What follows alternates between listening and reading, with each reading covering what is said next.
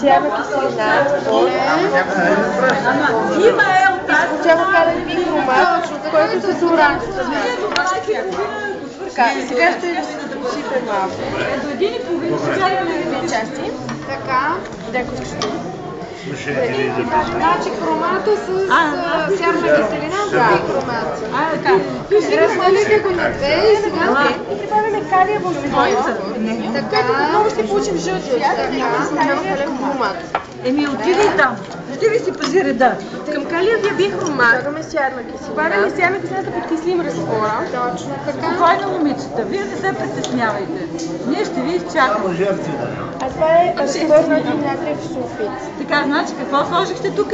Сярна киселина. Тук подкислихме разтвора на калиевия бихромат и сярна киселина. Сярна киселина, така. Това е основа. Да, тук добавихме основа. и получаваме синьо-зелено цветяване. С дихроми сулфат, натриев сулфид.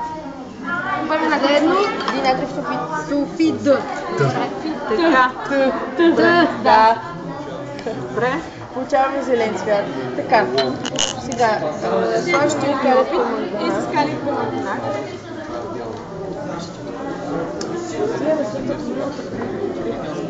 Като го разреждаме. С вода. Добавяме...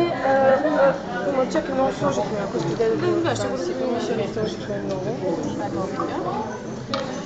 Тук слагаме калиева основа, равно 2. И след това добавяме динатриев сулфид. Получаваме отново зелено цветяване. И сега го зелен цвят. Те трябваше на сцената да го правят оттатък с иллюзионистите. Да. Сега към калиев перманганат добавим сярна киселина.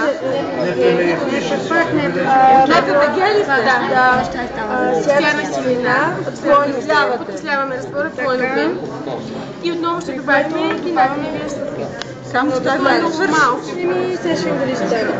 Трябва да се обезцвети. Ето, това ще се обезцвети. Обезцвети се, обезцвети се. Това е. Така. Браво,